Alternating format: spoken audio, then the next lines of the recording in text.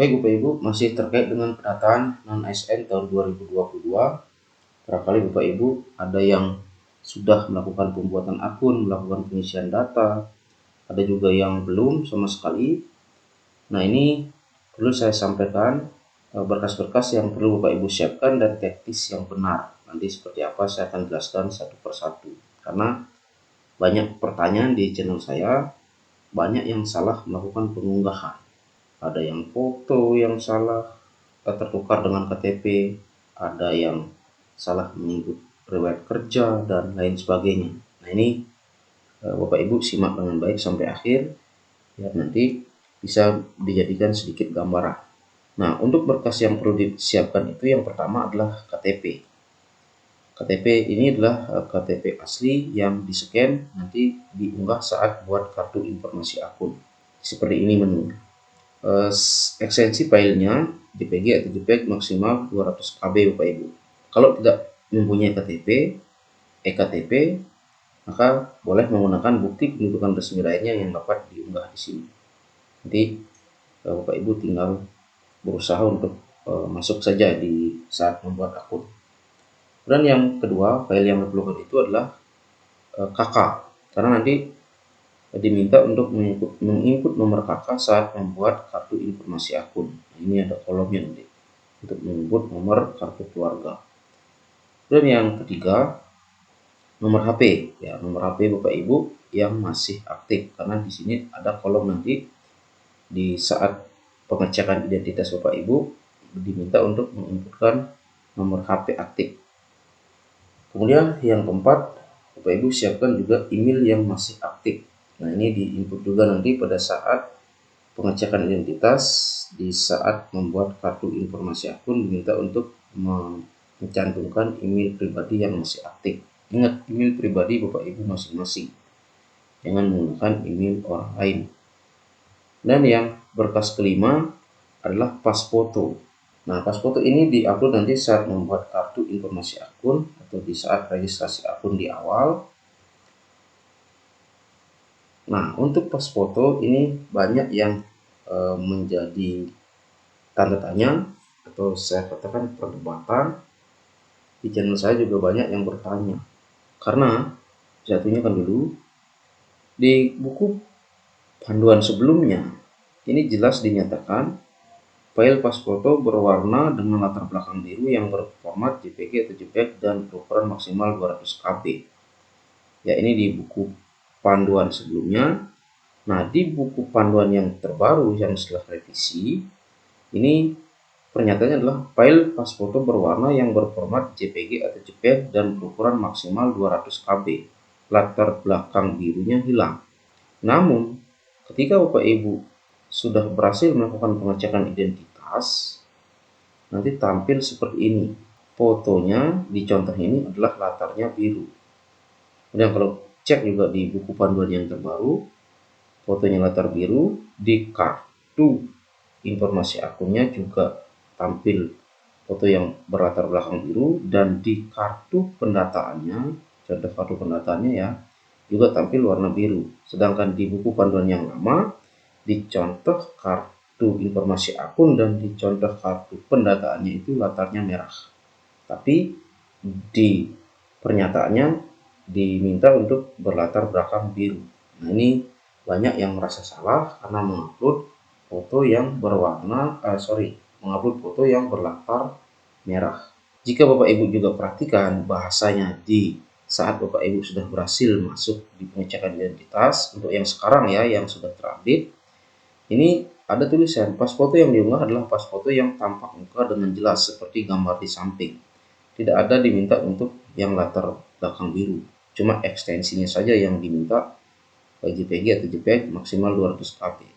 Jadi, bagi Bapak Ibu yang sudah terlanjur mengupload foto latar merah, saya rasa ini masalah foto, latarnya terutama, tidak menjadi kesalahan yang fatal bagi Bapak Ibu. Sehingga Bapak Ibu tidak perlu risau, tetapi yang belum mengupload atau yang belum melakukan registrasi akun, ya usahakanlah menggunakan foto yang latar belakang biru. Artinya sesuai dengan contoh yang ditampilkan di sini. Seperti itu Bapak Ibu ya, biar Bapak Ibu tidak galau terus masalah ini.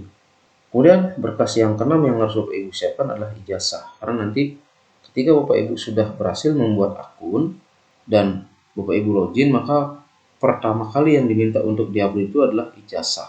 Ya, ijazah terakhir Bapak Ibu. Nah, ijazah aslinya di-scan, atau kalau ijazah aslinya hilang, boleh kopiannya itu dilegalisir. Tapi dimintakan surat pernyataan ke sekolah atau tempat Bapak Ibu kuliah dulunya bahwa memang benar Bapak Ibu pernah kuliah atau sekolah di sana. Nah, untuk ekstensi filenya ini nanti PDF ya ijazahnya. Kemudian size-nya itu 100 KB sampai 1 MB ukurannya. Kemudian yang ketujuh yang harus Bapak Ibu siapkan adalah SK jabatan atau SK pengangkatan Bapak Ibu. Nah, ini nanti di input di pengisian riwayat kerja Bapak Ibu masing-masing.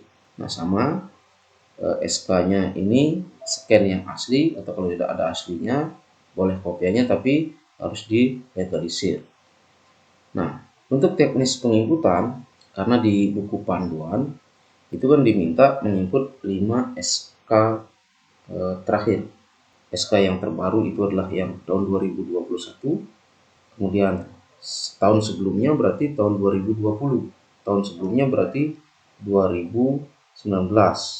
Kalau misalnya mempunyai lebih dari 5 SK berarti karena diminta 5 SK terakhir berarti 2018, 2017. Jadi sudah genap 5. Berarti SK dari 2021 kemudian ke bawah sampai tahun 2017.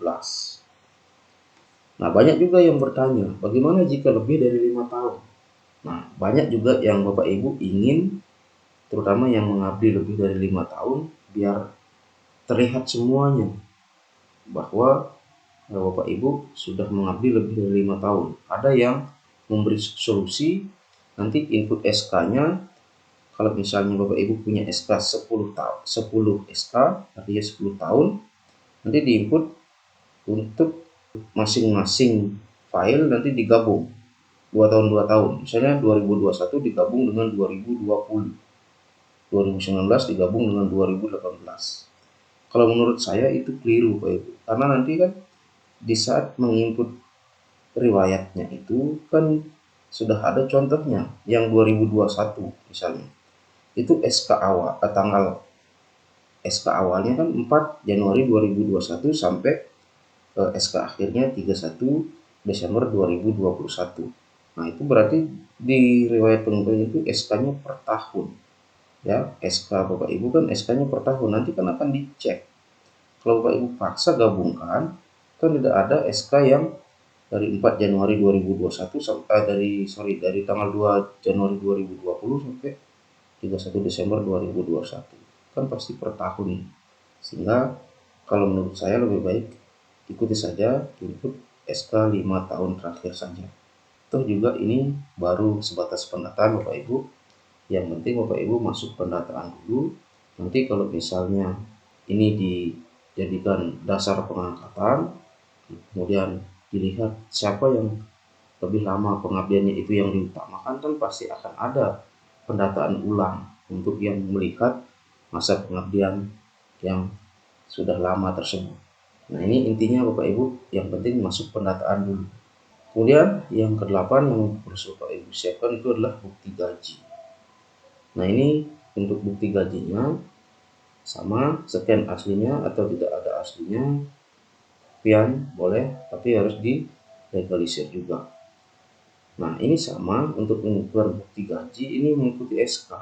Misalnya SK yang tahun 2021 dari 4 Januari 2021 sampai 31 Desember 2021. Nah, berarti kan Bapak Ibu menerima gaji sebanyak 12 kali dalam setahun. Artinya kan per bulan gajinya. Berarti bukti gajinya kan itu tiap bulan. Nah, itu nanti di-scan yang bukti gaji 12 kali itu yang per bulan di-scan dijadikan satu. Karena nanti setiap satu SK yang dalam 1 tahun ini diikuti oleh bukti gaji selama 1 tahun juga. Jangan nanti diupload 1 bukti gaji saja dalam 1 tahun itu. Misalnya gaji yang di bulan Januari atau yang di Desembernya saja. Nah, itu salah, karena nanti kan dilihat SK dari kapan sampai kapan, nanti bukti gajinya sesuai atau tidak. Kemudian begitu juga untuk yang tahun 2020. Nah, Bapak Ibu kan juga menerima gaji sebanyak 12 kali di tahun 2020. Sama nanti bukti gajinya yang sebanyak 12 kali itu atau 12 bulan di-scan dijadikan satu file untuk mengikuti nanti di sampingnya SK yang tahun 2020 ini diikuti oleh bukti gaji yang tahun 2020 keseluruhannya. Begitu juga untuk yang tahun 2019 dan SK berikutnya ke bawah. Ikuti sesuai dengan yang diminta di buku panduan. Atau kalau misalnya Bapak Ibu memaksakan menginput ingin biar terlihat keseluruhan masa pengabdiannya, misalnya ada yang mengabdi 7 tahun, 10 tahun, ya coba saja diinput sebanyak 10 kali. Kalau bisa ya syukur, kalau tidak bisa ya jangan juga dipaksakan. Terus juga ini baru sebatas pendataan tenaga non ASN. Baik, demikian informasi singkat ini Bapak Ibu. Semoga bermanfaat. Terima kasih.